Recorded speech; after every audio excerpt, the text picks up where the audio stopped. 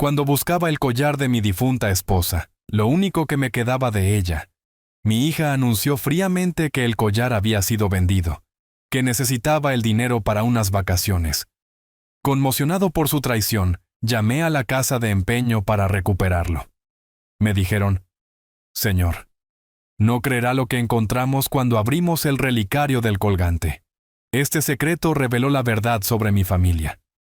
Antes de continuar, por favor suscríbete al canal y escribe en los comentarios qué hora es donde estás ahora. Me quedé de pie en mi dormitorio mirando la caja de terciopelo vacía, con las manos temblando contra el cajón abierto. La caja estaba allí como una acusación. Su interior de satén color crema no contenía nada más que el fantasma de lo que debería haber estado allí. El collar de Elena, la cadena de oro con el relicario en forma de corazón que ella había usado cada día durante 40 años, había desaparecido. Abajo, la voz de Gabriela cortaba el aire de la mañana, dando órdenes agudas sobre el desayuno. La risa de Fernando retumbaba desde la sala de estar, con algún comentarista deportivo gritando de fondo. La conversación telefónica de Valentina flotaba escaleras arriba, quejas sobre estar atrapada aquí, sobre lo aburrida que era esta ciudad del desierto, sobre querer volver a la costa cuanto antes. Hoy era el cumpleaños de Elena, 3 años desde que había fallecido, y yo había planeado pasar la mañana a solas con ese collar, el único pedazo de ella que me quedaba, y que de alguna manera todavía se sentía cálido. En cambio, me enfrentaba a esta caja vacía y al caos de mi familia, que trataba mi hogar como su hotel personal. Saqué el cajón por completo, volcando calcetines sobre la cama, nada. Me puse de rodillas, revisé debajo del tocador, solo polvo y un recibo viejo. Mi pecho se apretó. Me moví hacia el armario, palpando los bolsillos de los abrigos, revisando las cajas de zapatos en el estante. Mi respiración se aceleraba.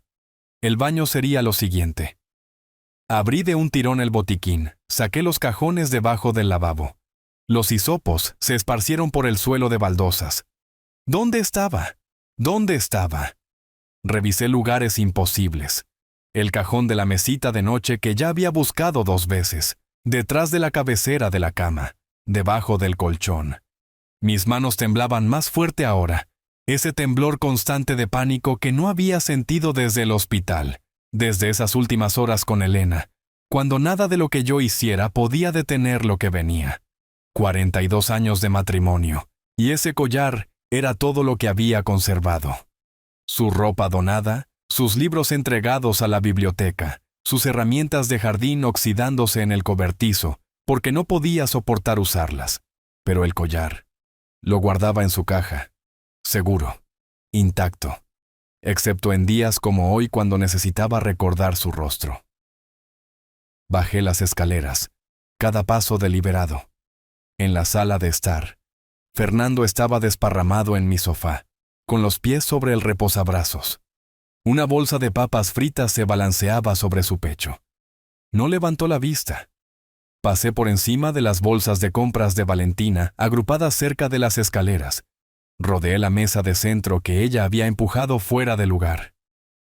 Gabriela estaba parada en la encimera de la cocina, teléfono en una mano, cuchillo en la otra, cortando verduras con precisión agresiva. Golpe, golpe, golpe.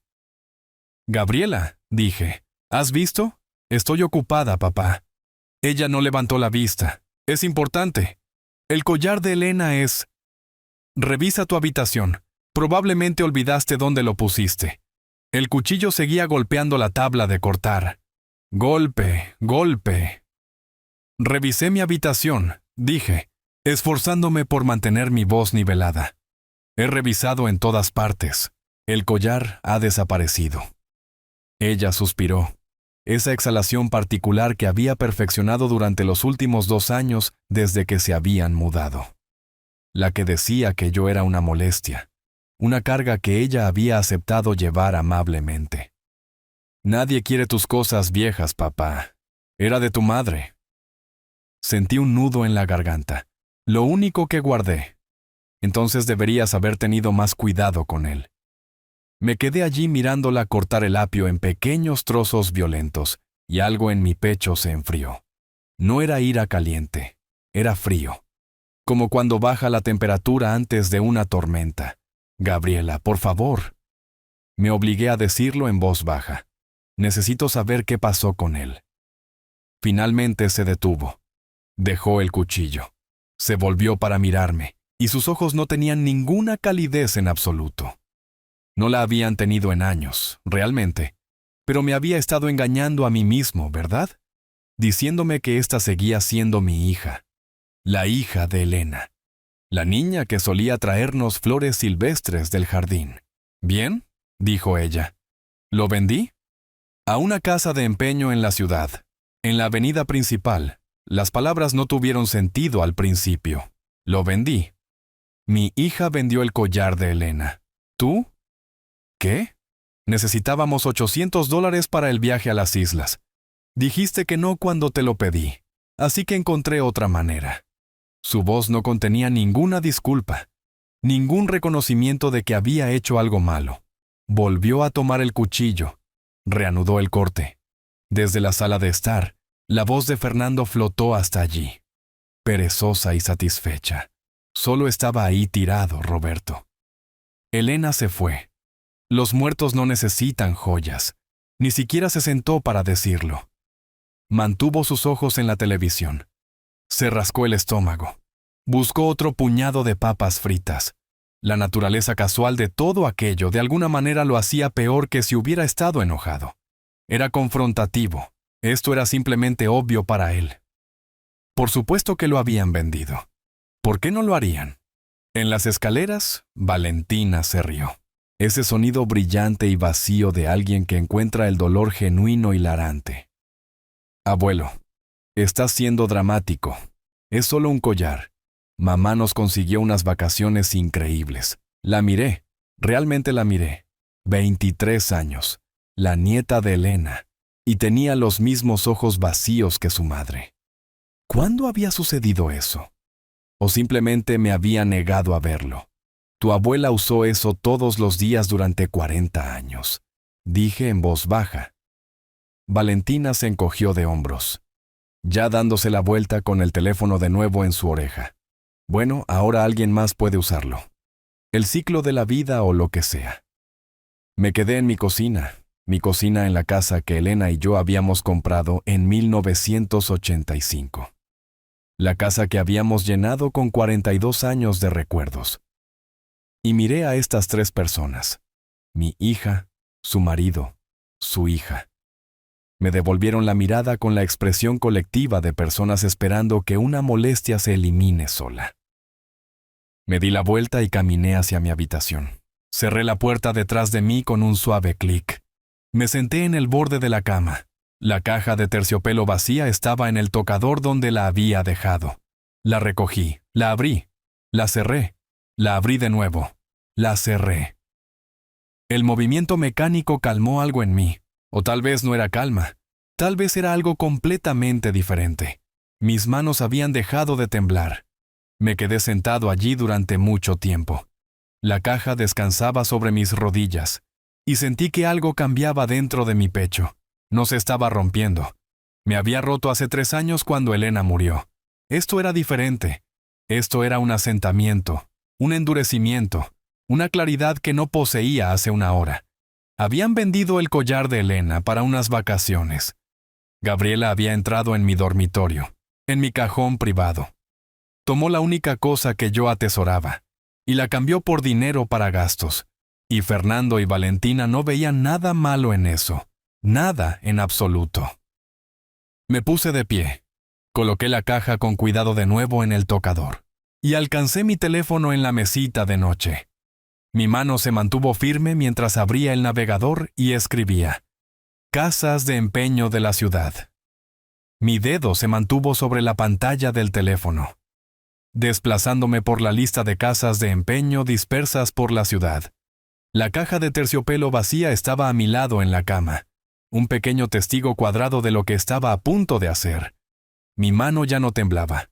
Eso me sorprendió más que cualquier otra cosa de esta mañana. Empecé a llamar. La primera tienda, Estrella de la Suerte, no lo tenía. La mujer que contestó sonaba aburrida. La segunda tienda, Efectivo Express, me puso en espera durante 6 minutos antes de decirme que no. La tercera había cerrado permanentemente. La cuarta no contestó. Me senté en mi cama para cada llamada, describiendo el collar de la misma manera cada vez. Cadena de oro, relicario de corazón. Inscripción en el interior que dice, para siempre, R&E, 14 quilates. Comprado ayer, probablemente. Cada vez, les agradecía cortésmente y pasaba al siguiente número. La voz de Gabriela ocasionalmente flotaba desde abajo, dando órdenes a alguien. Los comentaristas deportivos de Fernando proporcionaban un retumbo de fondo constante. Lo ignoré todo. La sexta llamada fue diferente. Casa de empeño oro del desierto. Habla el señor Silva. Estoy buscando un collar de oro con un relicario de corazón. Dije. Se lo vendieron ayer. Una pausa. Oh sí, recuerdo esa pieza. Hermosa artesanía. ¿Es usted el esposo? Mi pecho se apretó. Lo soy. Ella es... Mi esposa falleció hace 3 años. Lo siento mucho. Su voz tenía una simpatía genuina. Señor, hay algo que debe saber sobre ese relicario. Me enderecé. ¿Qué quiere decir? Cuando lo estaba examinando, el relicario se abrió. Había una pequeña nota dentro. La habitación se inclinó ligeramente. ¿Una nota? Eso es. No sabía que se abría. Lo quité con cuidado, no quería dañarlo. Tiene números escritos en él, algo de un banco. 40 años. 40 años de matrimonio. Y nunca supe que el relicario se abría. Elena lo había llevado contra su piel cada día. Y nunca pensé en buscar un cierre. Nunca intenté abrirlo. ¿Le dijo a la mujer que lo vendió? Pregunté. Ya se había ido. Honestamente, no estoy seguro de que ella supiera que el relicario se abría tampoco. Parecía tener prisa. Por supuesto que la tenía. Gabriela corriendo para convertir las joyas de mi esposa en dinero para vacaciones. Probablemente ni siquiera lo había mirado de cerca. Solo vio oro y signos de dólar. Necesito comprarlo de vuelta, dije. ¿Cuánto? Le di $800. El valor justo es más cercano a 1,200. Es oro de 14 quilates. Y la artesanía es excepcional.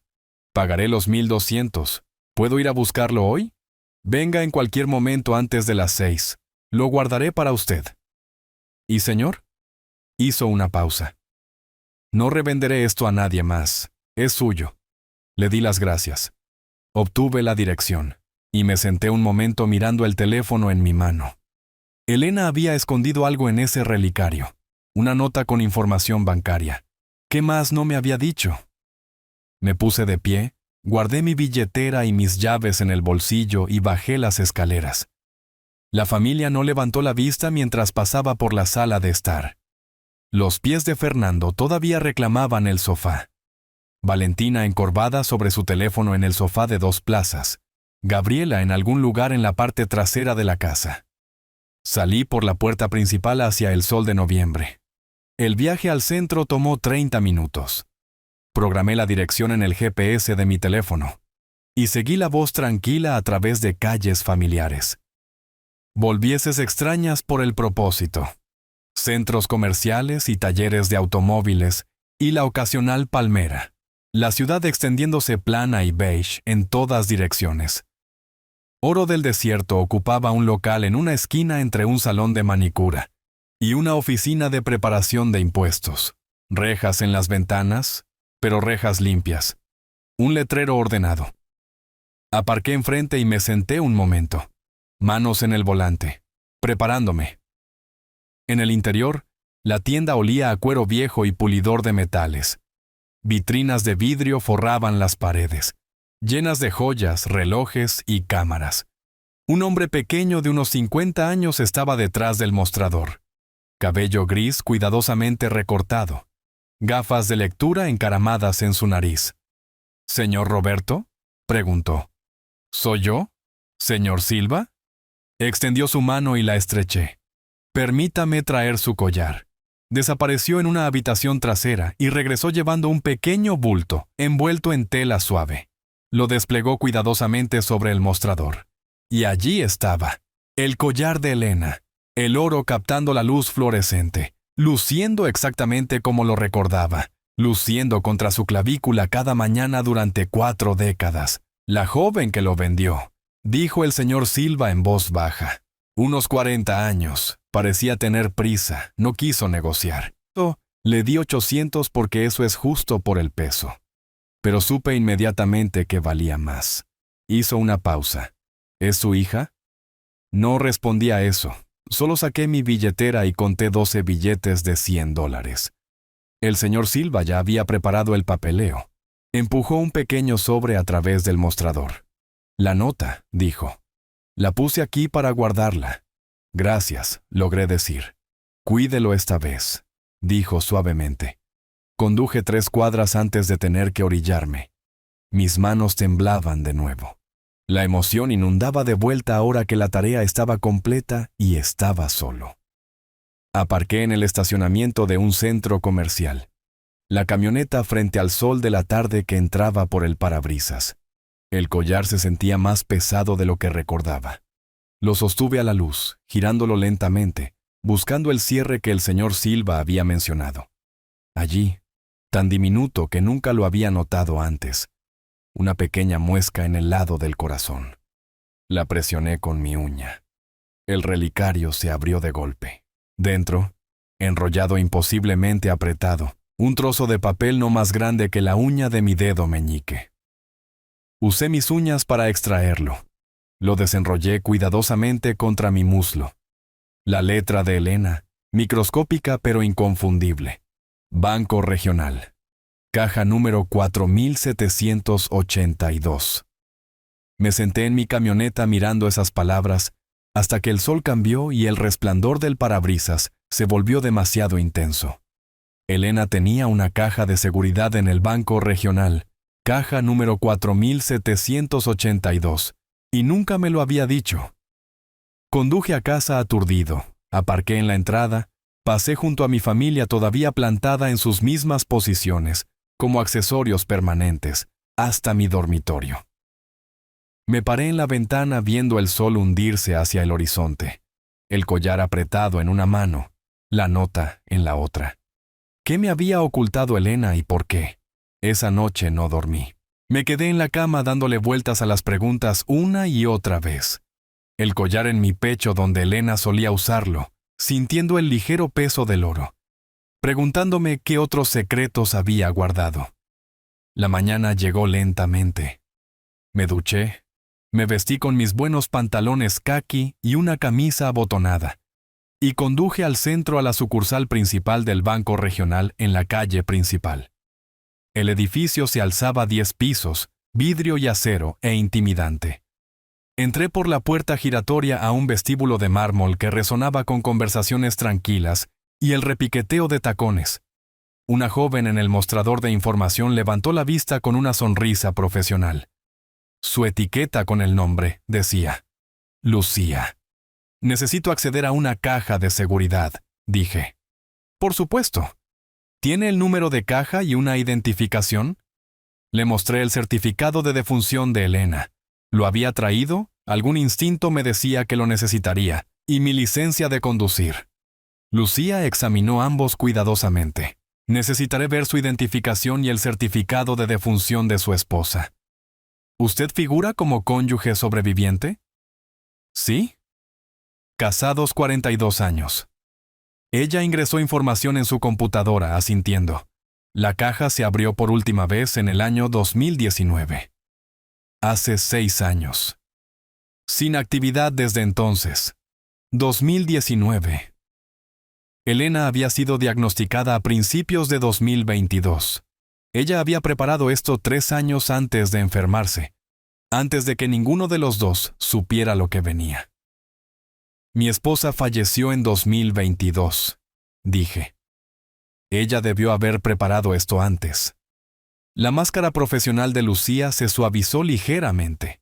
Tómese todo el tiempo que necesite en la sala de privacidad, señor Roberto. Lo guiaré a través del proceso. Me llevó a través de una puerta pesada hacia una bóveda, paredes de cajones de metal, cada uno con 2 cerraduras. Lucía usó su llave y el número de caja para deslizar un largo contenedor de metal. Me lo entregó, más pesado de lo que esperaba, y me guió a una pequeña habitación sin ventanas con una mesa y una silla. «Estaré afuera cuando termine», dijo en voz baja, y cerró la puerta. Me senté solo, la caja de metal sobre la mesa frente a mí, y no podía obligarme a abrirla. Mis manos descansaban a ambos lados de ella, sintiendo el metal frío, y pensé en Elena hace 6 años, viniendo a esta misma habitación, poniendo algo dentro de esta caja, cerrándola sin decírmelo. Finalmente, levanté la tapa, fajos de dinero en efectivo, billetes de $100 en sobres, organizados con bandas elásticas. Conté rápidamente, $20,000 al menos, tal vez más, y debajo de todo, un sobre sellado. Mi nombre en la cuidadosa letra de Elena. Roberto. Recogí la carta, la sostuve contra mi pecho con los ojos cerrados. Ella lo sabía. De alguna manera sabía que algo estaba mal. Sabía que yo necesitaría esto. Sabía que Gabriela lo haría. Mis manos encontraron el sello del sobre. Lo rompí con cuidado. Desdoblé el papel en el interior. Mis dedos rompieron el sello con cuidado, el papel crujiendo en el silencio de la sala de privacidad. Desdoblé 2 páginas cubiertas con la letra de Elena, esa escritura ordenada y medida que había visto en listas de compras y tarjetas de cumpleaños durante 42 años. Mi respiración se volvió superficial cuando comencé a leer. Mi queridísimo Roberto, si estás leyendo esto, me he ido. Y has encontrado lo que he escondido. La primera línea me golpeó como un golpe físico. Su voz llegaba tan claramente que casi podía escucharla. Ese ligero carraspeo que había desarrollado en sus 50. La forma en que hacía una pausa entre pensamientos. Ahorré este dinero durante más de 30 años. Pequeñas cantidades de cada cheque de pago que nunca notaste. No te enojes conmigo por el secreto. Lo hice porque te amo y sé lo que viene. Leí más rápido, mi mano temblando contra el borde de la mesa. Gabriela siempre ha sido difícil. ¿Recuerdas cuando tenía 25 años y exigió que pagáramos su boda? Luego no invitó a tu hermano porque no podía dar un regalo caro. Vi su verdadera naturaleza entonces. La forma en que trata a las personas como transacciones. La forma en que nada es suficiente. Lo recordaba. Elena había estado molesta durante semanas, pero yo lo había descartado como estrés normal de la boda. Tensión madre-hija. Había puesto excusas para Gabriela. Después de que me vaya, ella te verá como nada más que un recurso para drenar. Fernando lo alentará. Él siempre ha sido un aprovechado. Lo sabes, incluso si no lo dices. ¿Y Valentina aprende de sus padres? Lamento escribir estas cosas, pero necesitas escucharlas. Apreté la mandíbula. Elena había intentado advertirme sutilmente a lo largo de los años. Pequeños comentarios que yo había dejado de lado como críticas excesivas. Como una madre siendo demasiado dura con su hija. Pero ella había visto claramente lo que yo me había negado a reconocer. Estos ahorros son para ti, mi querido. $27,000. Para protegerte cuando finalmente veas lo que yo vi. No dejes que te conviertan en una víctima. Eres más fuerte de lo que sabes. Sé fuerte. Vive para ti mismo. La casa, el dinero, todo es tuyo. Trabajaste por ello. No dejes que te lo quiten por culpa u obligación. Dejé de leer. Presioné la carta contra mi pecho. 27,000. Más lo que había en la caja. Había contado rápidamente. Estimé más de 20,000 más. Elena había ahorrado casi $50,000 sin que yo lo supiera. ¿Cómo no lo había notado? Todos esos años de ella trabajando turnos nocturnos en el hospital, tomando horas extra. Y yo había pensado que era solo su dedicación a la enfermería. El párrafo final. Desearía poder estar ahí para protegerte, pero confío en que sabrás qué hacer cuando llegue el momento. Siempre has sido reflexivo, metódico, cuidadoso. Usa esas fortalezas ahora. No te dejes empujar. Y sabe que te amo más que a nada en este mundo. Para siempre tuya, Elena. Me senté en esa pequeña habitación y releí ciertos pasajes. El incidente de la boda, la advertencia sobre Fernando, las instrucciones de ser fuerte. Cada palabra se sentía como una validación que no sabía que necesitaba desesperadamente. Elena lo había visto todo, entendía todo, y se había preparado para este momento. Doblé la carta con precisión, la coloqué en el bolsillo de mi chaqueta, sobre mi corazón. El efectivo se quedó en la caja, demasiado para llevar de forma segura, y aún no estaba seguro de qué haría con él.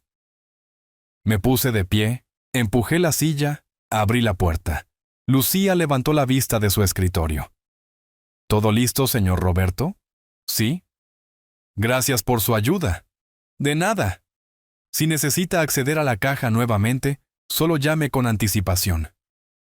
Caminé por el vestíbulo de mármol, mis pasos resonando. Afuera, la luz del sol de la tarde me golpeó como una pared, dura e implacable. Me senté en mi camioneta durante 10 minutos, mirando a través del parabrisas, a la pared de concreto del garaje de estacionamiento frente a mí, realmente no viéndola. Elena siempre cubriendo mi espalda, incluso ahora, incluso desde el más allá. Toqué el collar debajo de mi camisa. Sentí el metal cálido contra mi piel. El viaje a casa ocurrió en piloto automático. Semáforos, señales de giro, cambios de carril. En un semáforo en rojo en la avenida central, presioné mi palma contra la carta en mi bolsillo. Una bocina sonó detrás de mí. La luz se había puesto verde. Conduje hacia adelante, mi mente procesando todo lo que había leído. Mi hogar se veía diferente cuando entré en la entrada. Me senté mirando a través de la ventana delantera antes de bajar. Gabriela en el sofá, pies metidos debajo de ella. Teléfono presionado contra su oreja. Riendo de algo. Fernando desparramado en mi sillón reclinable. El regalo del 30º aniversario de Elena para mí. El cuero marrón desgastado a la forma de mi cuerpo. Valentina en la mesa de la cocina. Botellas de esmalte de uñas esparcidas. Bolas de algodón por todas partes. Pintándose las uñas de rosa brillante. Mi casa, mi espacio. Ocupado como territorio conquistado. Entré. Nadie levantó la vista. Gabriela notó el collar primero. La cadena era visible en mi cuello donde la había metido dentro de mi camisa. Sus ojos se fijaron en él, y su expresión se endureció. ¿Ese es el collar de mamá? Lo recuperaste. Lo toqué protectoramente. Sí. Ella se puso de pie, bajando el teléfono. Entrégalo. Lo vendimos. Eso lo hace nuestro ahora. No puedes simplemente recuperarlo. Lo compré de vuelta. Pagué $1,200. Su rostro se enrojeció. ¿Con el dinero de quién? Vives con un ingreso fijo. Esa es nuestra herencia que estás desperdiciando. Nuestra herencia. Como si yo ya estuviera muerto. Como si todo lo que poseía ya les perteneciera. Fernando se levantó del sillón reclinable. Se acercó más. Gabriela tiene razón. Estás gastando dinero que debería ir a para la familia. Era el collar de mi esposa. Tu esposa muerta. Lo dijo casualmente, como comentando sobre el clima. Tienes que seguir adelante, Roberto. Enfrenta la realidad.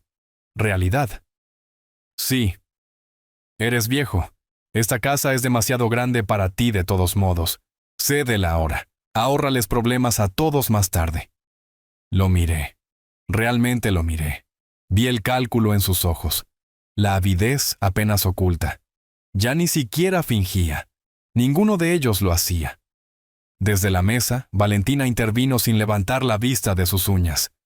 Abuelo, estás siendo egoísta. Mamá y papá necesitan seguridad. Viven aquí sin pagar alquiler. Eso es lo que hace la familia. Nos cuidamos unos a otros. ¿Es eso lo que es esto? Pregunté en voz baja. ¿Cuidado? Nadie respondió a eso. Gabriela se cruzó de brazos. La mandíbula de Fernando se movió como si quisiera decir más. Valentina sopló sobre sus uñas mojadas. Caminé a mi habitación y cerré la puerta. El suave clic del pestillo se sintió final de alguna manera. Me senté en la cama. Saqué la carta de Elena. La desdoblé. Releí el párrafo final. Sé fuerte. Vive para ti mismo. Coloqué la carta con cuidado en el cajón de mi mesita de noche. De mi escritorio, recuperé un bloc de notas amarillo y un bolígrafo. Me senté en el escritorio que Elena había comprado en una venta de garaje hace años, la superficie marcada y sólida. En la parte superior de la primera página escribí: 17 de marzo. Acciones tomadas. Debajo, comencé una lista. El primer punto, 1. Documentar todo. Desperté antes del amanecer el 18 de marzo. El bloc de notas en mi mesita de noche estaba lleno de notas de la noche anterior. Había pasado horas después de la confrontación pensando, planeando, escribiendo. Mi formación en ingeniería regresaba. Identificar el problema, recopilar datos, desarrollar soluciones, ejecutar sistemáticamente. Me vestí en silencio en la oscuridad. La casa yacía en silencio a mi alrededor. Mi familia aún dormía después de su larga noche de televisión y quejas. Me moví por el pasillo como un fantasma, cada paso deliberado y suave. En la sala de estar, fotografié las pertenencias de Fernando esparcidas por todas partes. Botas de trabajo junto a la puerta. Él no trabajaba. Chaqueta tirada sobre el brazo del sofá. Controles remotos. Bolsas de papas fritas. Latas de cerveza en la mesa auxiliar. Mi mesa de centro empujada a 1 metro de donde debería estar para acomodar su desparrame. El baño fue lo siguiente. El maquillaje de Valentina cubría cada centímetro del espacio del mostrador. Botellas de base, labiales, paletas de sombras de ojos, brochas paradas en tazas. Lo fotografié todo. La habitación de invitados que Elena había usado para sus manualidades ahora servía como armario de Gabriela. Abrí la puerta. Vi estantes de ropa, zapatos alineados contra la pared. Fotografié eso también. En la cocina, abrí el refrigerador. Cada artículo comprado por mí. Saqué el recibo de mi billetera. $243 de hace 3 días. Fotografié la comida. Luego el recibo al lado. La factura de electricidad estaba en la encimera. $287. Mi nombre en la parte superior. Nunca reembolsado. Fotografié eso también. De vuelta en mi habitación a las 6:30. Transferí las fotos a mi computadora portátil. Creé carpetas. Organicé por fecha y categoría. Esta sería mi evidencia. Innegable. Documentada. Durante las siguientes 2 semanas, fui metódico al respecto. Revisé mi archivador. Saqué documentos que había mantenido organizados durante años. La escritura de la casa, comprada en 1985. Pagada en 2018. Mi nombre solo. Registros de impuestos a la propiedad. Todos al día. Todos pagados por mí. Facturas de servicios públicos que se remontaban a 3 años atrás. Todas mostrando 0 contribución de la familia de Gabriela.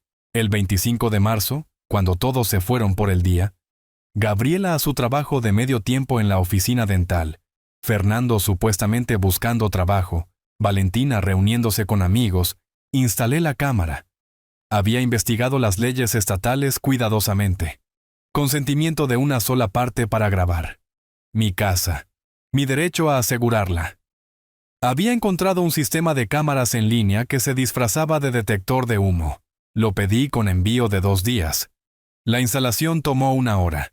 Vi un tutorial en mi computadora portátil 2 veces. Luego quité con cuidado el viejo detector de humo en la esquina de la sala de estar. La nueva unidad se veía idéntica, pero contenía una lente de cámara gran angular apenas visible detrás de la rejilla de plástico blanco. La monté.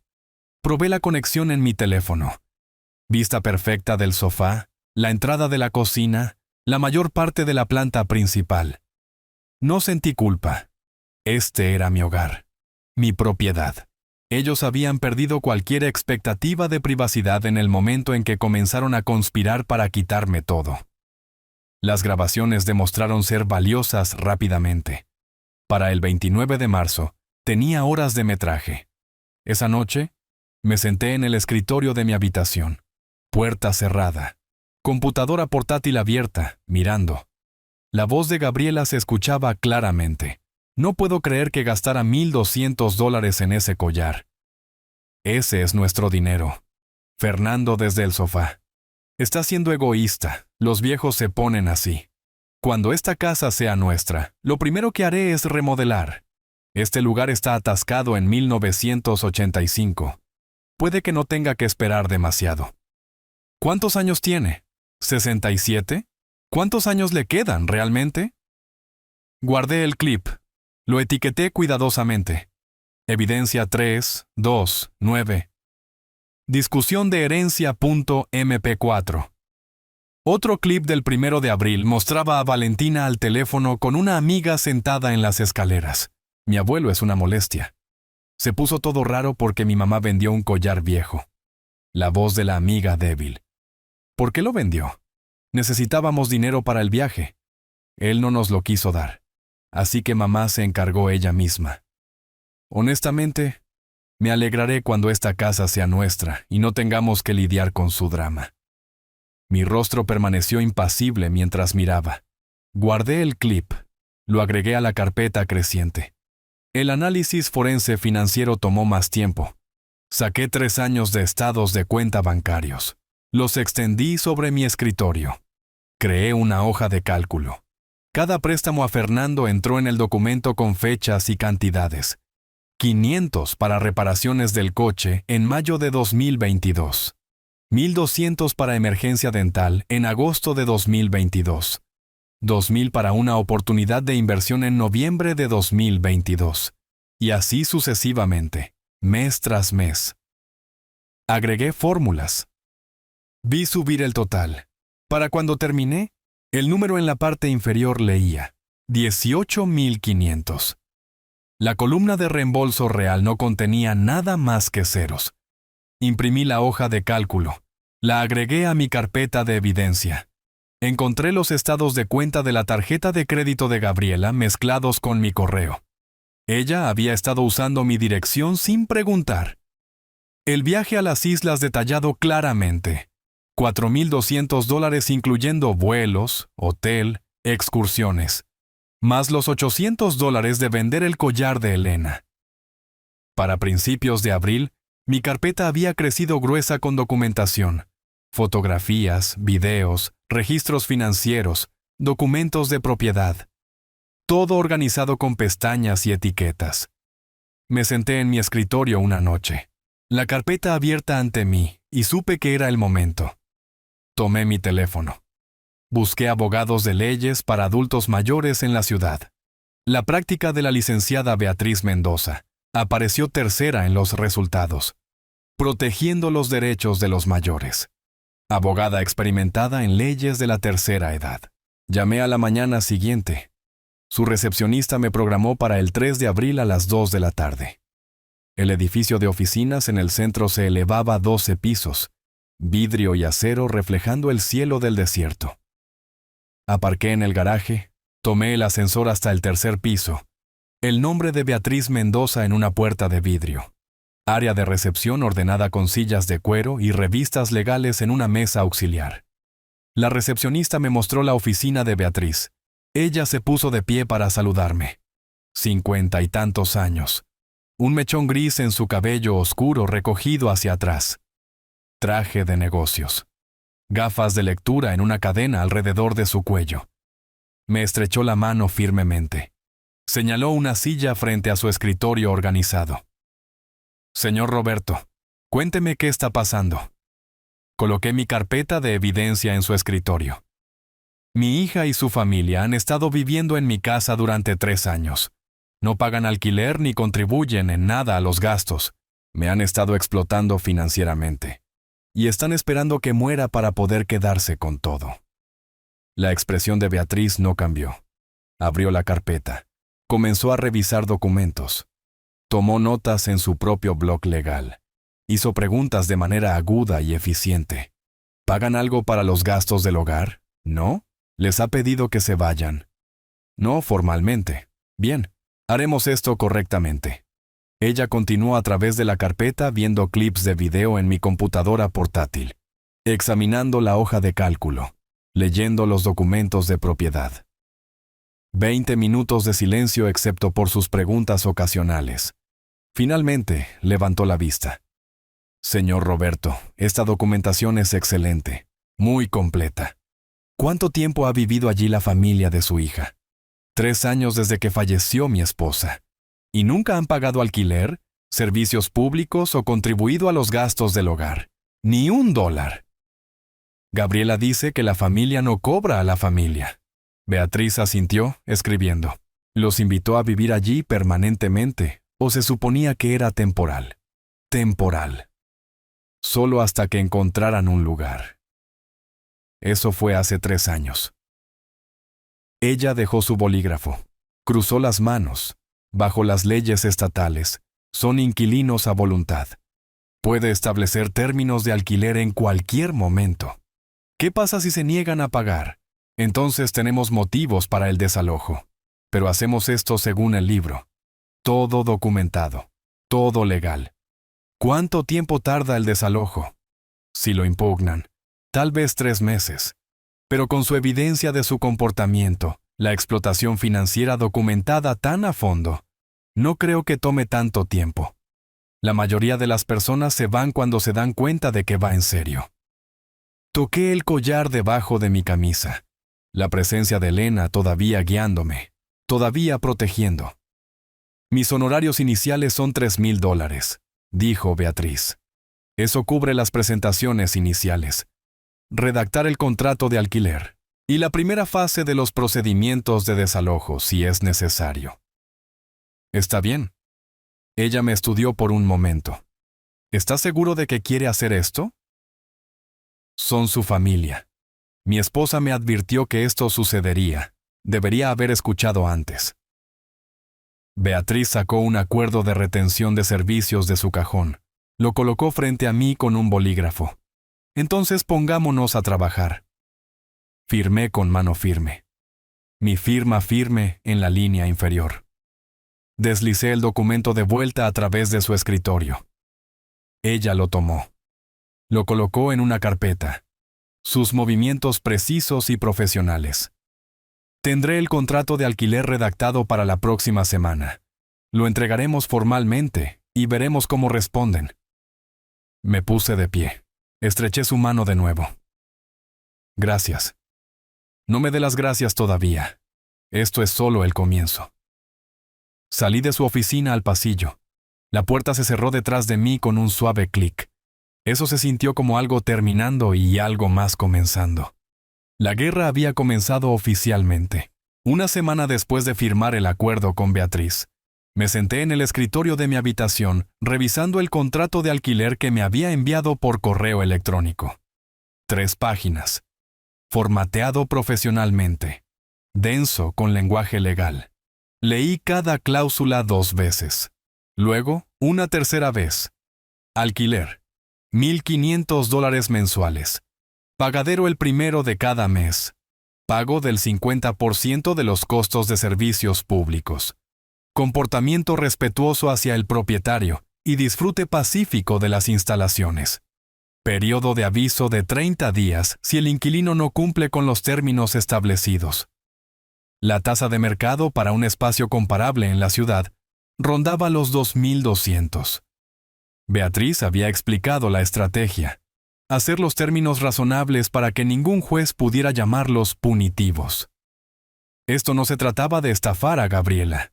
Esto se trataba de establecer mis derechos como propietario y su estatus como inquilinos.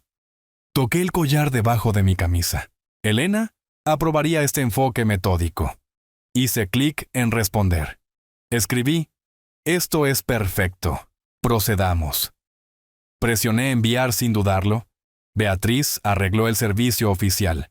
El 10 de abril a las 2 de la tarde, una mujer llegó a mi puerta llevando una cartera de cuero. Atuendo profesional. Todo negocios. Débora, notaria pública.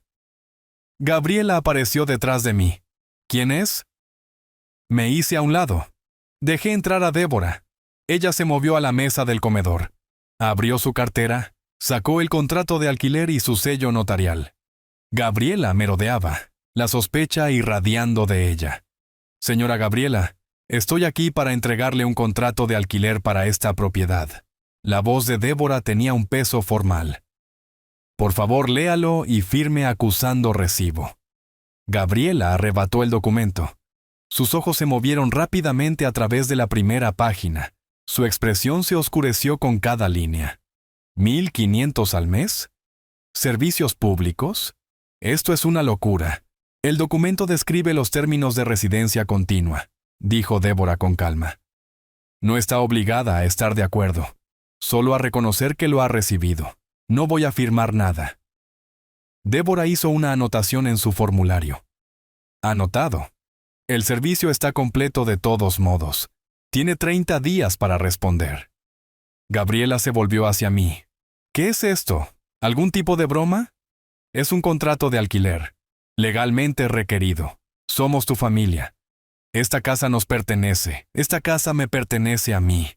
La escritura está a mi nombre. Ustedes son inquilinos. ¿Inquilinos? ¿Inquilinos? ¿Cómo te atreves? Fernando emergió de la sala de estar. Tomó el acuerdo de las manos temblorosas de Gabriela. Lo leyó rápidamente, su rostro enrojeciendo. No estás pensando con claridad, Roberto. Tal vez necesitas un médico para evaluar tu estado mental. Mi estado mental está bien. Veremos qué dice un juez. Audiencia de competencia. Conseguiremos la tutela. Son bienvenidos a intentarlo. Se acercó usando su ventaja de altura. No tienes idea de lo que estás empezando, viejo. Débora reunió sus materiales eficientemente, claramente acostumbrada a situaciones hostiles. Se fue sin ceremonia. La puerta se cerró detrás de ella con un clic definitivo. Los términos son razonables, dije en el silencio. Por debajo de la tasa de mercado para el alquiler en este vecindario. No te vamos a pagar alquiler. La voz de Gabriela se quebró. Entonces necesitan irse. La mandíbula de Fernando se movió. No vamos a ir a ninguna parte. Tienen 30 días. Después de eso, la decisión ya no será suya. Caminé a mi habitación, cerré la puerta. Me senté en la cama por un momento, respirando constantemente. A través de las paredes, la voz de Gabriela se elevó en furia. El retumbo más profundo de Fernando respondió. El tono más alto de Valentina se unió al coro. Yo tenía otros movimientos que hacer. El banco en el centro tomó 30 minutos para llegar. Aparqué en su garaje. Tomé el ascensor hacia arriba. Pregunté por un gerente. Marcos, de unos 30 y tantos años, actitud profesional, me llevó a su oficina. ¿Cómo puedo ayudarle hoy, señor Roberto? Deslicé la vieja tarjeta de firma de Gabriela a través de su escritorio. Necesito que la eliminen de todo acceso a mis cuentas. Marcos escribió en su computadora. Frunció el ceño. Ella no ha accedido a la cuenta recientemente, pero... Hubo un intento la semana pasada. 3 de abril. Lo denegamos porque no tenía la identificación adecuada, pero afirmó estar actuando en su nombre.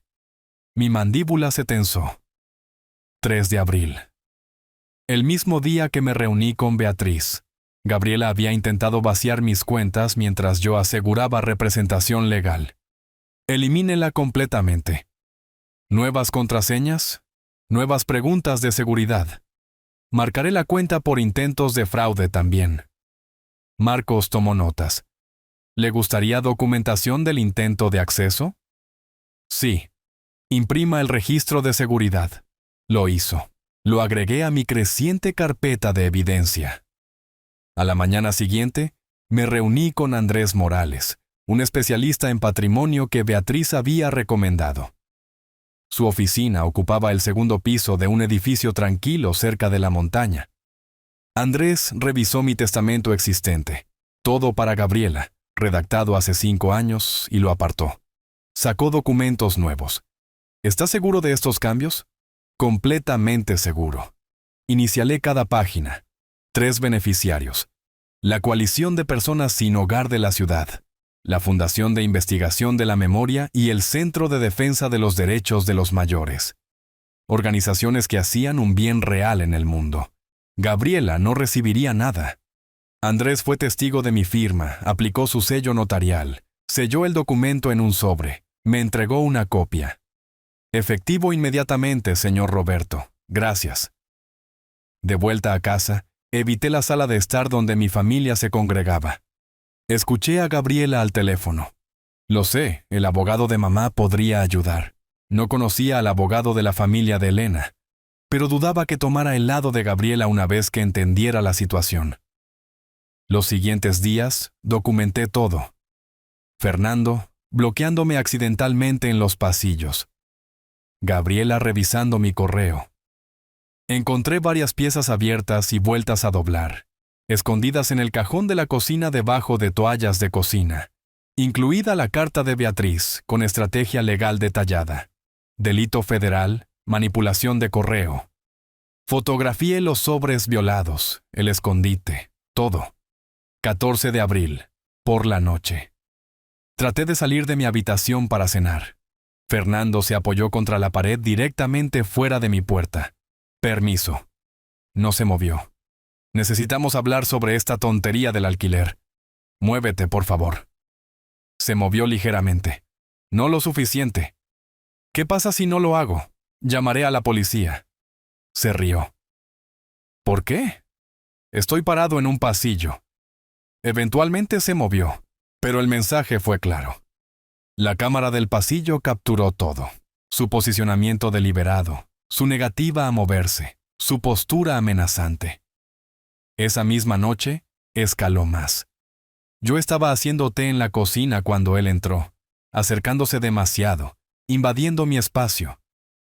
Cuando traté de rodearlo, me empujó. No lo suficientemente fuerte como para derribarme, pero lo suficiente para hacerme tropezar contra la encimera. Cuidado, viejo. Los accidentes ocurren a tu edad. La cámara trasera lo capturó perfectamente.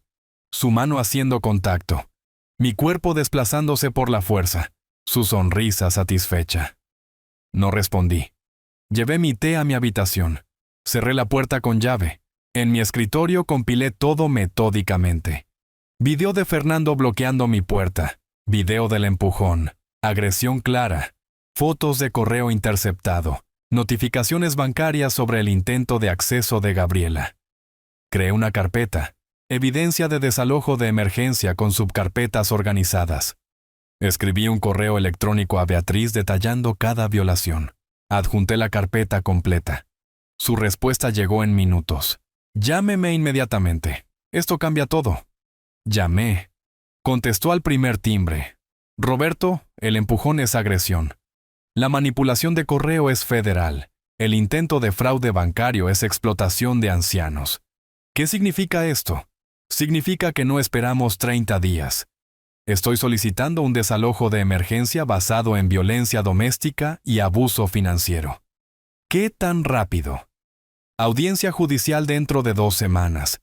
Traiga toda su evidencia. Van a arrepentirse de haber escalado esto. 15 de abril. Otra notificación de mi banco apareció en mi bandeja de entrada. Gabriela había hecho un segundo intento de acceder a mi cuenta, esta vez afirmando que yo le había otorgado un poder notarial. El banco lo denegó. Lo marcó como posible fraude a ancianos. Reenvié el correo electrónico a Beatriz. Línea de asunto. Escalada. Cuerpo del mensaje. Una palabra. Más munición. Hice clic en enviar.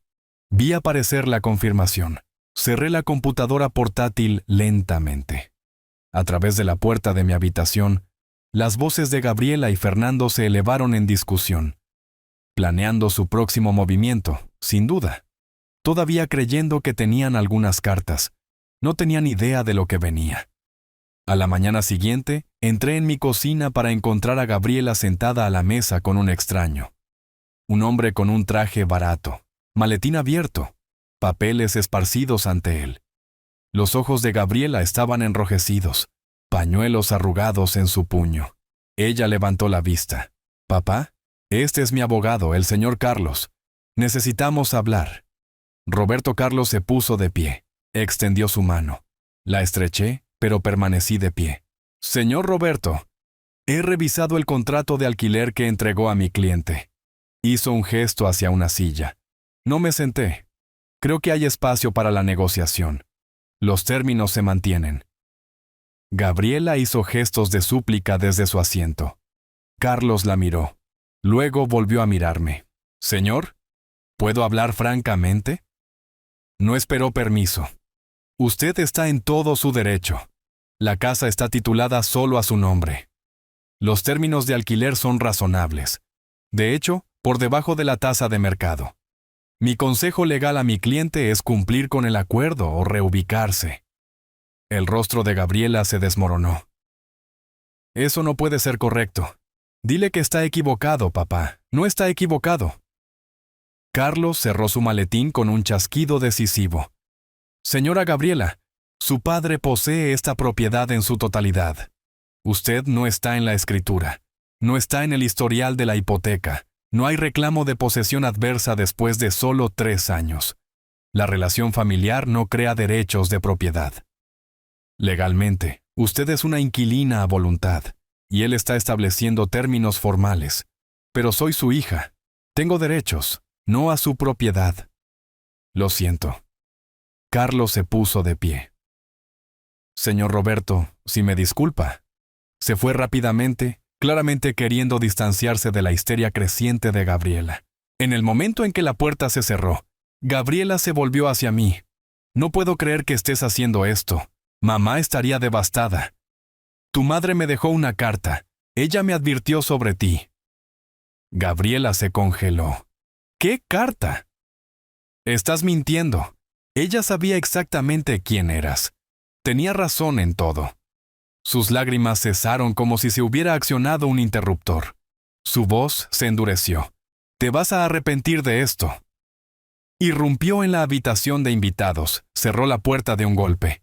La escuché al teléfono inmediatamente, la voz subiendo y bajando en queja. Durante los siguientes días, lanzó una campaña sistemática. Golpeó la puerta de mi habitación al mediodía, transformada en vulnerabilidad. Aferrando pañuelos. Ojos nadando en lágrimas manufacturadas. Papá, por favor. No estoy durmiendo. Estoy desarrollando dolores en el pecho. El estrés me está matando. Ella buscó mi mano. Mantuve la mía a mi lado. He renunciado a tanto para estar aquí contigo después de que murió mamá. ¿Cómo puedes hacerme esto? Miré su actuación con desapego. La carta de Elena me había inoculado contra esta manipulación. Te quedan 29 días. Cerré la puerta. Su sollozo sonó falso, incluso a través de la madera. El enfoque de Fernando fue diferente. Más directo. Más físico. Traté de salir de mi habitación a la mañana siguiente. Él estaba en el pasillo, apoyado contra la pared, directamente frente a mi puerta. No bloqueándola del todo, pero lo suficientemente cerca como para que tuviera que pasar apretado junto a él. Permiso. No se movió. Necesitamos hablar sobre esta tontería del alquiler. Muévete, por favor. Cambió su peso. No lo suficiente para crear paso. ¿Qué pasa si no lo hago? Llamaré a la policía. ¿Por qué? Estoy parado en un pasillo. Su sonrisa no contenía calidez, esperando para usar el baño. ¿Eso es un crimen? Eventualmente se movió, pero no sin antes hacerme girar de lado para pasar. La cámara del pasillo capturó su posicionamiento deliberado, su intimidación calculada. Esa tarde encontré mi correo en el cajón de la cocina de nuevo. 3 días de correspondencia, incluida otra carta de Beatriz, ya abierta. Mis manos temblaban mientras fotografiaba la evidencia. Manipulación federal de correo. Envié las fotos a Beatriz inmediatamente. La presión social vino de Valentina. Ella había estado publicando regularmente desde que se entregó el contrato de alquiler, elaborando una narrativa de victimismo para sus seguidores. Mi vecino, el señor Chen, se me acercó en el buzón. Roberto, vi algunas publicaciones en línea. Tu nieta dijo...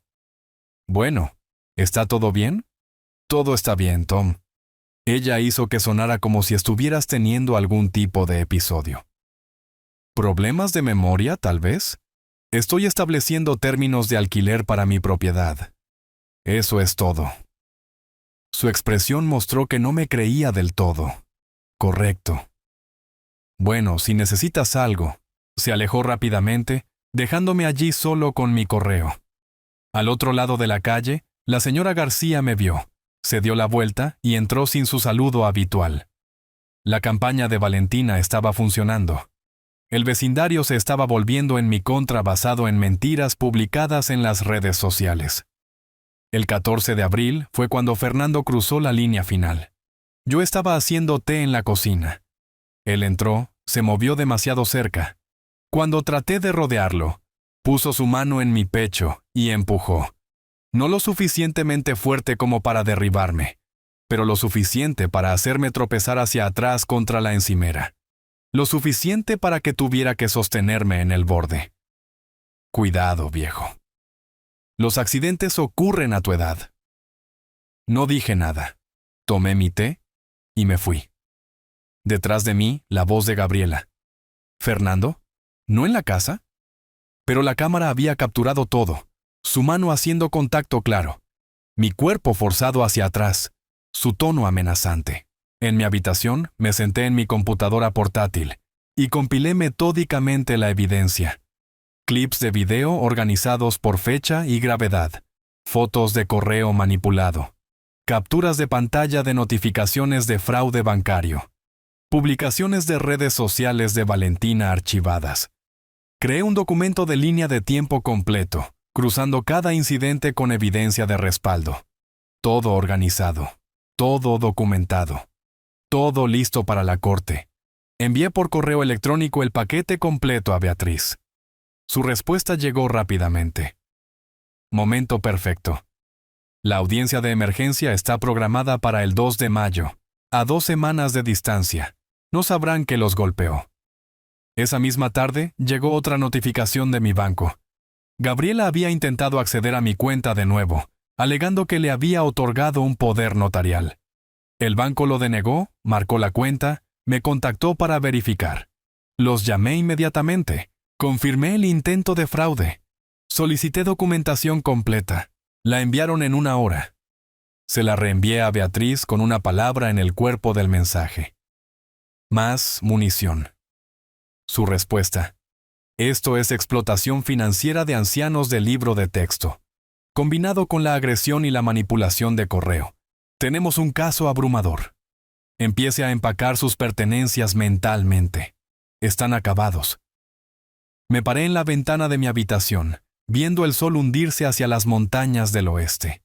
La ciudad se extendía abajo en la luz ámbar, la ciudad donde Elena y yo habíamos construido nuestra vida juntos, donde habíamos criado a Gabriela, comprado esta casa, trabajado y ahorrado, y planeado un futuro que pensamos sería pacífico. En la sala de estar, podía escuchar a mi familia discutiendo, la voz de Gabriela aguda con pánico, el retumbo defensivo de Fernando, Valentina quejándose de tener que mudarse. Todavía pensaban que estaban ganando. Todavía creían que sus lágrimas y amenazas y publicaciones en redes sociales me obligarían a capitular. No tenían idea de que la trampa ya se había cerrado a su alrededor. Toqué el collar de Elena a través de mi camisa. Sentí el oro cálido contra mi piel y me permití la sonrisa más pequeña. 2 semanas hasta la audiencia. 14 días hasta que llegara la justicia. Podía esperar. 2 semanas después, me senté en una sala del tribunal viendo a la jueza Estela Roca revisar documentos en su estrado. La audiencia de emergencia había llegado. Beatriz se sentó a mi lado. 2 carpetas de acordeón sobre la mesa ante ella. Al otro lado del pasillo, Gabriela se apiñaba con Carlos y Fernando, los 3 evitando mi mirada. La jueza Roca levantó la vista, cabello gris acero, enmarcando ojos agudos que claramente habían visto innumerables disputas familiares. He revisado la evidencia presentada por la licenciada Mendoza. Los videos son particularmente perturbadores. Carlos se puso de pie. Su señoría, esto es una disputa familiar. Las emociones están a flor de piel. ¿Abogado Carlos? La agresión es agresión, independientemente de la relación familiar. La manipulación de correo es un delito federal. La voz de la jueza cortó su excusa. Estoy emitiendo una orden de restricción temporal. El señor Fernando mantendrá una distancia de al menos 3 metros del señor Roberto, en todo momento dentro de la residencia compartida. Cualquier violación resultará en arresto inmediato. Fernando asintió de mala gana, con la mandíbula tensa. La audiencia de desalojo completa está programada para el 2 de julio. El señor Roberto está en su derecho de establecer términos de alquiler o solicitar el desalojo de su propiedad. Beatriz se inclinó cerca mientras nos poníamos de pie. 2 meses, pero estamos ganando. La familia regresó a casa esa tarde. La orden de restricción no cambió nada fundamental.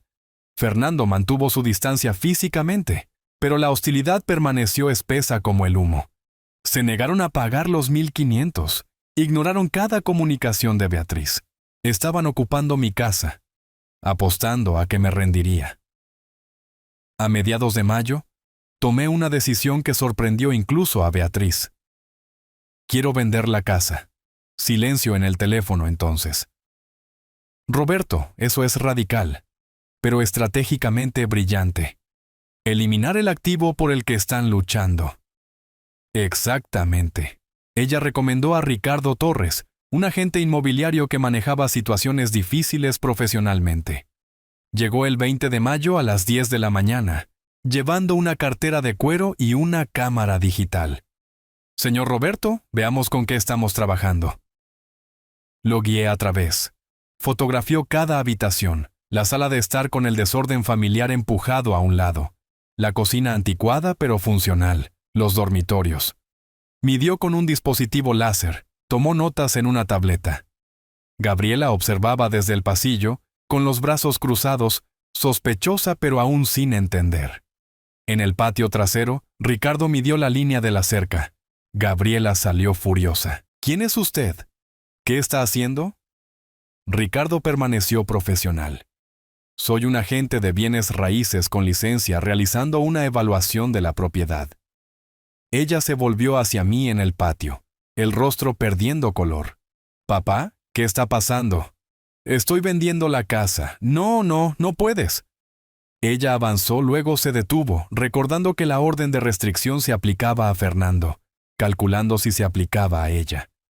«Esta casa es nuestra. Crecí aquí. Es mi casa, mi nombre en la escritura, mi decisión». Ricardo terminó sus mediciones, me agradeció en voz baja, dejó a Gabriela parada en el patio luciendo abatida. Al día siguiente llamó con su evaluación. La propiedad está en buenas condiciones. Algunas actualizaciones cosméticas ayudarían, pero es comercializable tal como está. La listaría en 385,000.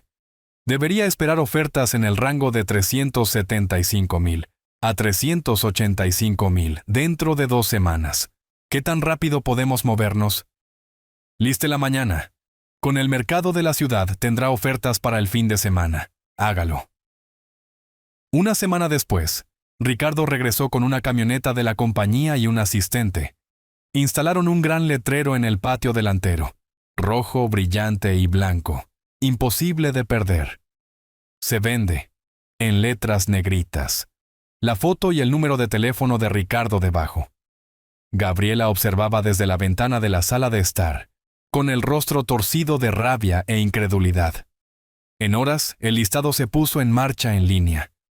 Mi teléfono vibró con una notificación. Su propiedad ahora está activa. Se lo mostré a Beatriz por videollamada. Ella sonrió. Perfecto. La primera visita ocurrió 3 días después. Una pareja joven, Ana y Marcos, ambos de unos 30 y pocos años, caminaron torpemente. Yo me había retirado a mi habitación, pero podía escucharlos moviéndose por la casa. La familia de Gabriela se quedó quieta, mirando a los intrusos. Fernando se desparramó deliberadamente en el sofá, haciéndolos sentir incómodos. La voz de la joven flotó por el pasillo. ¿Están incluidos los ocupantes actuales? La respuesta diplomática de Ricardo. La propiedad estará vacante al cierre. A pesar de la hostilidad, estaban interesados. Ricardo me llamó esa noche. Están haciendo una oferta. 383,000. 2,000 por debajo del precio inicial, pero están preaprobados y quieren un cierre rápido. Acéptela. ¿Está seguro? ¿No quiere contraofertar por el precio total? La velocidad importa más que $2,000. Acéptela. Mientras tanto, Gabriela hizo intentos desesperados por construir una defensa. Observé desde mi ventana mientras se acercaba a la señora García en la acera. Sus voces llegaban a través del patio. Señora García, necesito su ayuda. Mi padre está tratando de desalojarnos. ¿Puede testificar que te he estado cuidándolo? La incomodidad de la señora García era visible, incluso desde la distancia. Oh, querida, no estoy segura de poder hacer eso. Me has visto aquí. Sabes que lo cuido. Gabriela, cariño. Te he visto a ti y a tu familia viviendo en su casa. No he visto mucho cuidado, si soy honesta. No entiendes la situación. Creo que la entiendo muy bien. La señora García se alejó rápidamente. Gabriela intentó con 2 vecinos más con resultados similares. Nadie testificaría algo que no habían presenciado. A finales de mayo, me reuní con Ricardo en una cafetería para finalizar la aceptación. Extendió la oferta de compra sobre la pequeña mesa, múltiples páginas de documentos legales. Señaló las líneas de firma resaltadas en amarillo. Iniciales aquí, aquí y aquí. Firme en la parte inferior. Tomé su bolígrafo. Un instrumento plateado pesado. Inicialé 3 páginas cuidadosamente. Firmé mi nombre completo en la página de aceptación. Roberto. Mi firma era firme, sin dudar. Ricardo, contrafirmado como agente, deslizó los documentos en su cartera. Presentaré esto a su agente hoy. El cierre está programado para el 15 de agosto. Nos dimos la mano. Mientras salía al sol brillante de junio, mi teléfono vibró. Un mensaje de texto de Beatriz. El 2 de julio está a 3 semanas de distancia. ¿Está listo? Escribí de vuelta una palabra. ¿Sí? Desperté antes del amanecer el 2 de julio. Vestido con el traje oscuro que había usado para el funeral de Elena 3 años antes. Enderecé mi corbata en el espejo, viendo mi propio rostro más viejo ahora, más duro de alguna manera. Toqué el collar debajo de mi camisa, sentí el oro cálido a través de la tela. Hoy era el día. Beatriz se reunió conmigo en el pasillo del tribunal a las 9. Llevaba un traje de negocios elegante. Llevaba esas mismas carpetas de acordeón, ahora aún más gruesas con evidencia. Tenemos todo lo que necesitamos, dijo. Evidencia en video, registros financieros, documentación médica, declaraciones de testigos de vecinos. Gabriela llegó momentos después con Carlos, Fernando y Valentina. Nos sentamos en lados opuestos del pasillo, sin hablar. El silencio se sentía apropiado. A las 10, entramos en la sala del tribunal. La jueza Roca tomó su estrado. Revisó papeles brevemente, levantó la vista. Licenciada Mendoza, puede proceder. Beatriz se paró en el podio. Se había instalado una pantalla para la presentación de video. Ella reprodujo el clip de Fernando empujándome contra la encimera. La jueza se inclinó hacia adelante, observando atentamente. Esto fue grabado el 14 de abril, el día antes de que solicitáramos alivio de emergencia. Ella cambió a la hoja de cálculo financiera. Estos son préstamos documentados por un total de $18,500 durante 3 años, ni $1 reembolsado. Luego vinieron mis registros médicos. Presión arterial 152/95. Síntomas documentados relacionados con el estrés. Las notas del médico indican que el paciente informa un ambiente hogareño hostil. Cada pieza construyó una narrativa innegable. Carlos se puso de pie cuando Beatriz terminó. Intentó humanizar a Gabriela. Su señoría, mi cliente ha estado viviendo en su hogar de la infancia. Hubo un entendimiento. La jueza Roca interrumpió. ¿Hubo un acuerdo escrito estableciendo este entendimiento? No, pero... Los acuerdos verbales sobre la ocupación de la propiedad deben formalizarse. El señor Roberto intentó hacer exactamente eso con el contrato de alquiler. Su cliente se negó. Ella le hizo un gesto para que se sentara. He escuchado suficiente. La sala del tribunal se quedó quieta. He revisado toda la evidencia presentada. La explotación financiera es clara y documentada. La evidencia en video muestra un patrón de intimidación y acoso. La jueza Roca miró directamente a Gabriela. Señora Gabriela, se le dieron términos de alquiler razonables. Usted se negó. Se le dieron múltiples oportunidades para desalojar voluntariamente. Usted se negó. Las manos de Gabriela agarraron el borde de la mesa. Estoy otorgando el desalojo. Tiene 30 días hasta el 1 de agosto. Si no está fuera para entonces, el sheriff ejecutará la orden. Gabriela comenzó a llorar. Fernando miraba al frente, aturdido. Valentina buscó su teléfono antes de que el alguacil se aclarara la garganta significativamente. Fuera de la sala del tribunal, Gabriela se me acercó en el pasillo. Su rostro estaba manchado. Rímel corrido. Papá, por favor, no hagas esto. Cambiaremos. Pagaremos el alquiler. Es demasiado tarde para eso. ¿A dónde se supone que debemos ir? Ese ya no es mi problema. ¿Cómo puedes ser tan frío? Somos tu familia.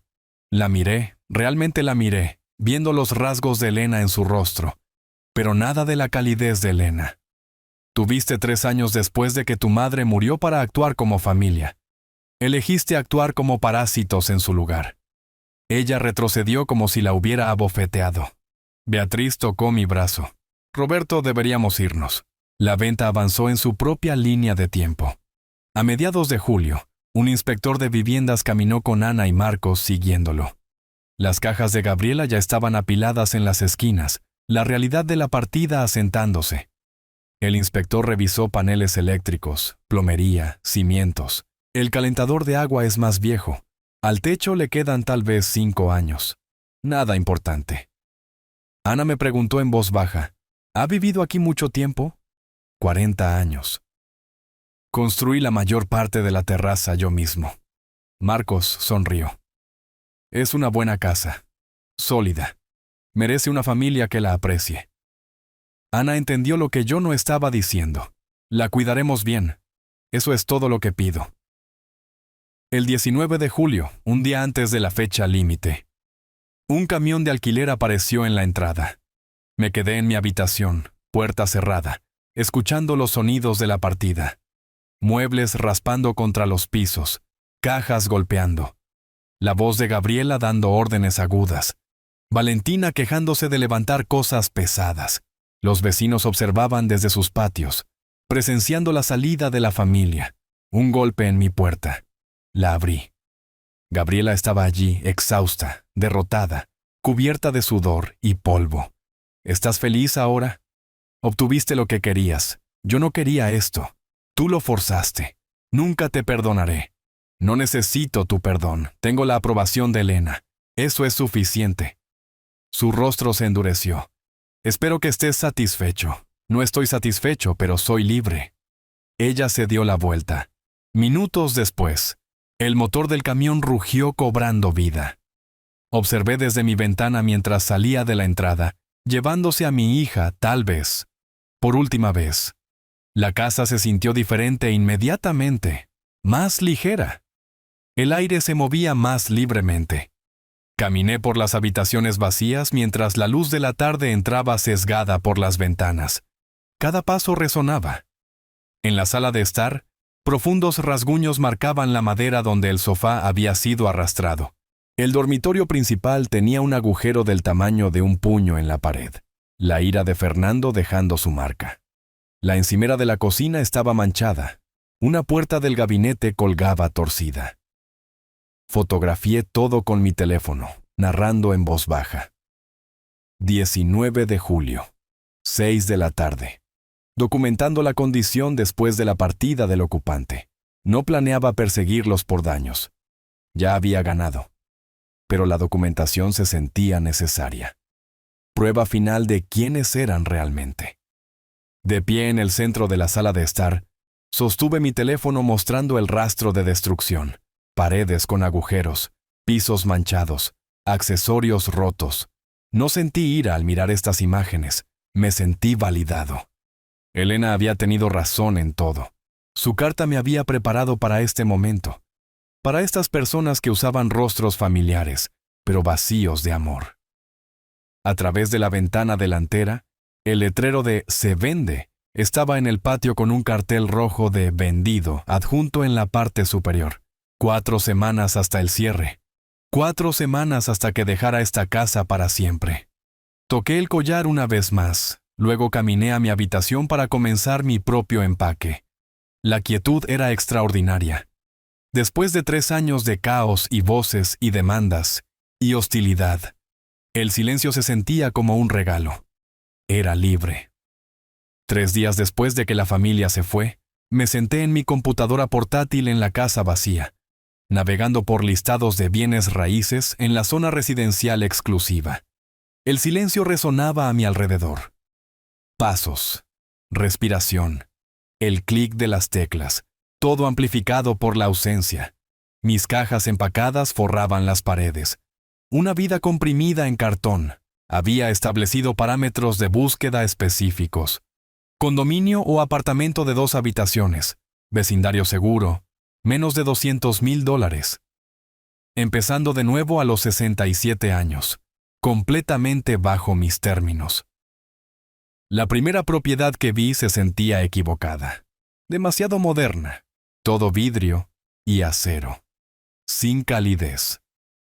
La segunda era planta baja, lo que me inquietaba después de años de sentirme vulnerable en mi propia casa.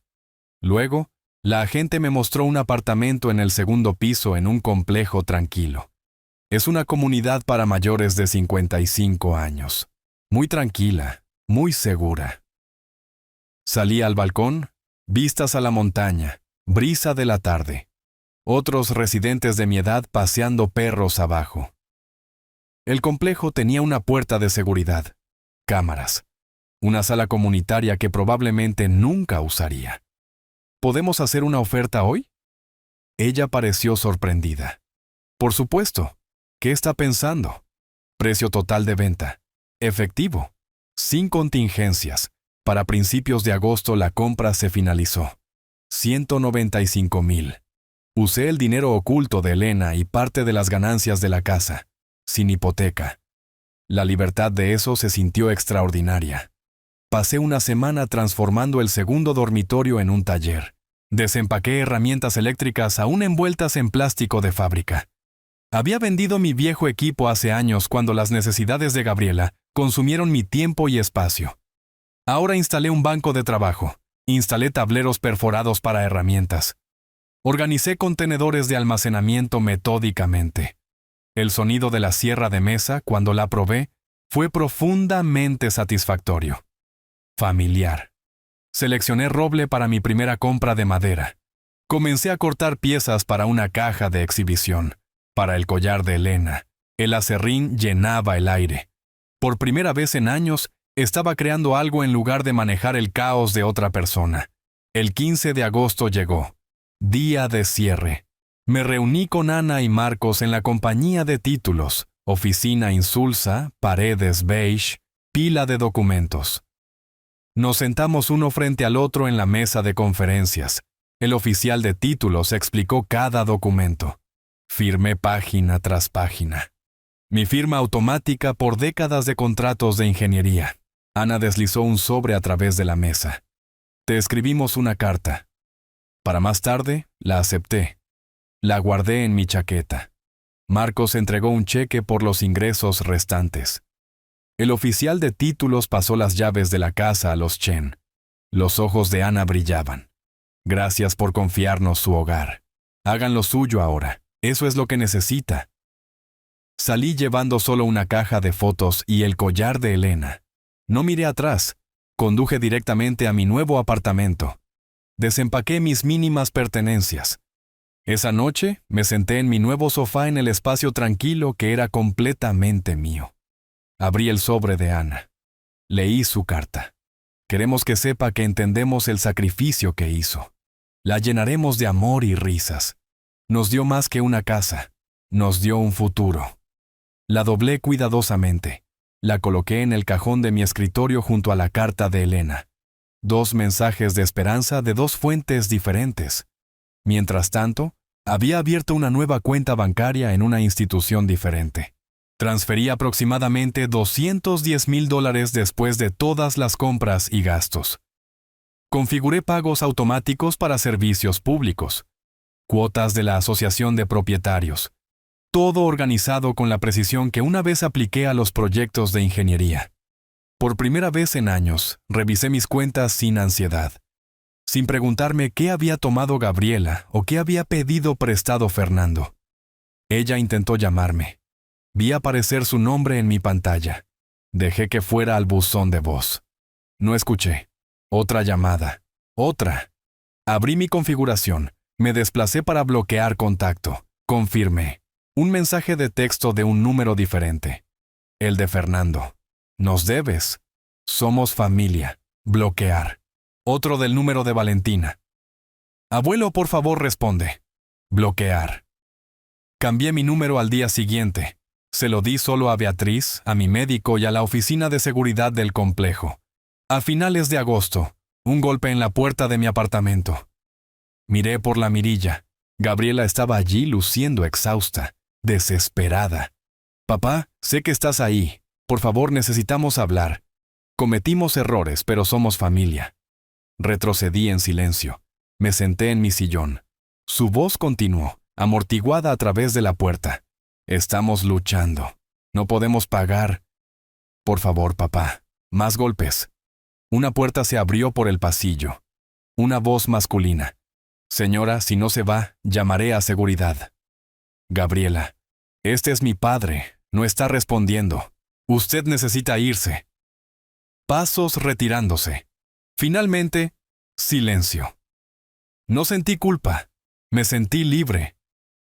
Esa noche me paré en mi taller trabajando en la caja de exhibición. Roble con uniones de cola de Milano, requiriendo precisión y paciencia. Apliqué pegamento para madera con cuidado. Encajé las piezas juntas.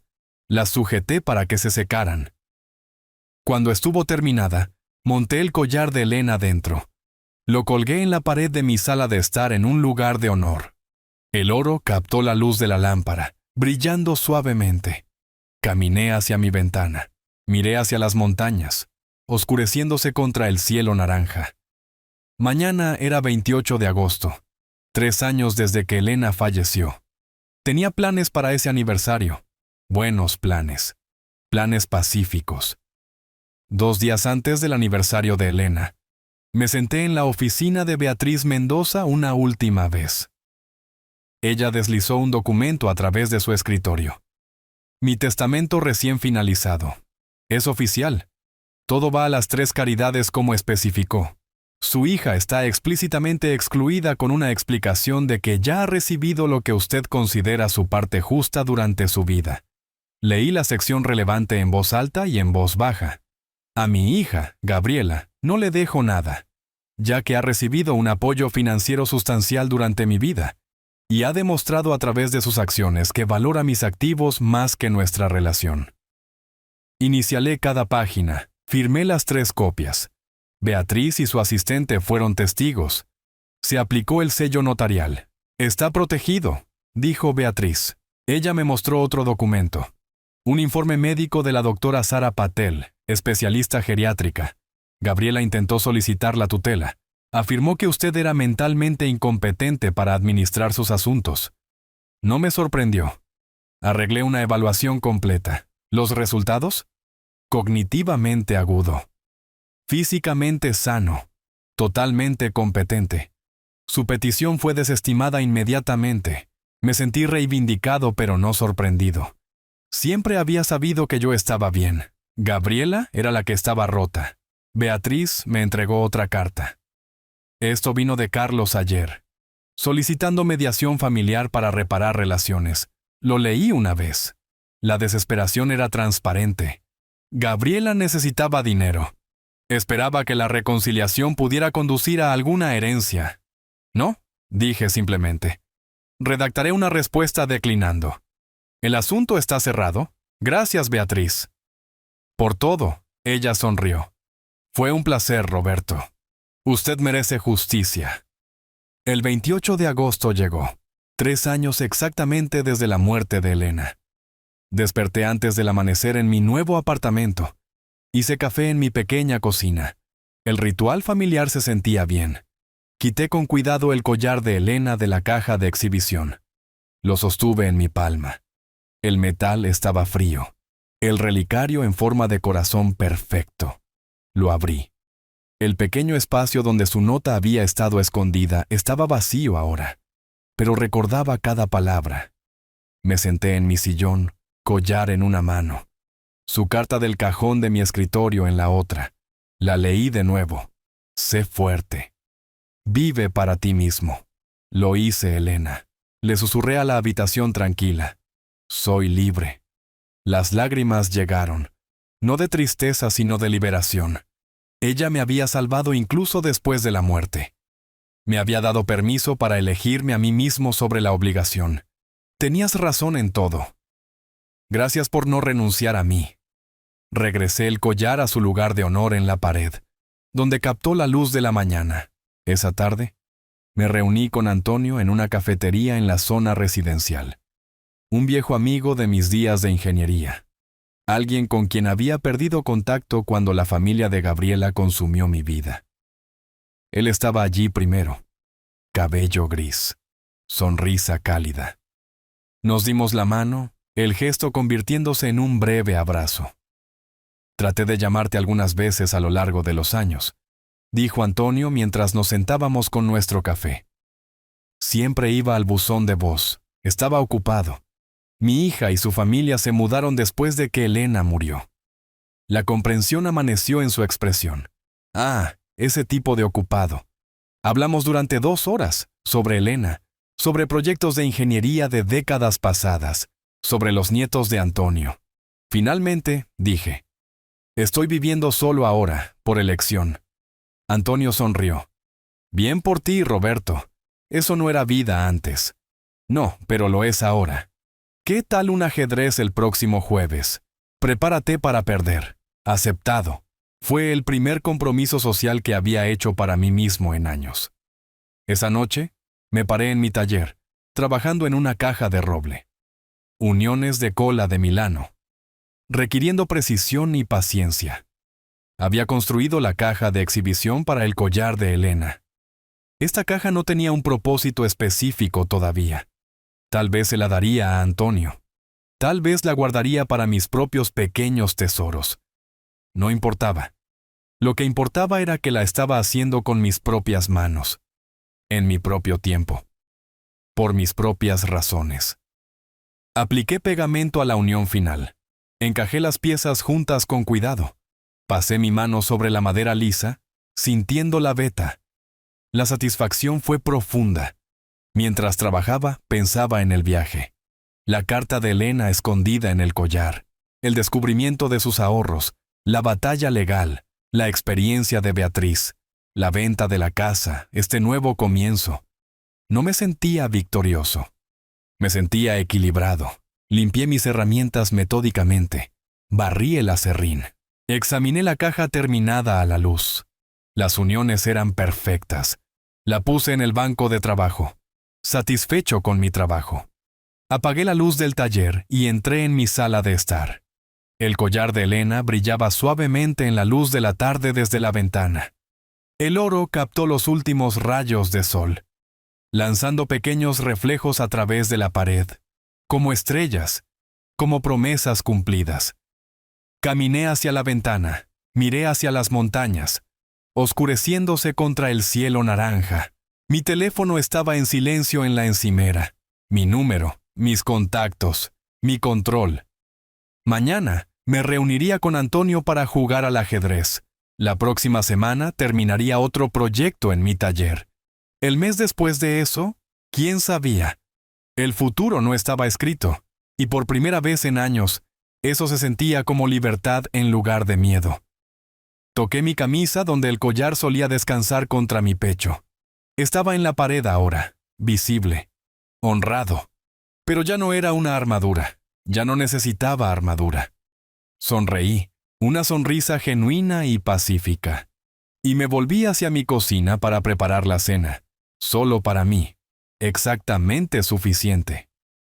Si te gustó esta historia, por favor dale me gusta a este video. Suscríbete al canal y comparte tus impresiones de esta historia en los comentarios. Para escuchar la siguiente historia, haz clic en el cuadro de la izquierda. Gracias por ver.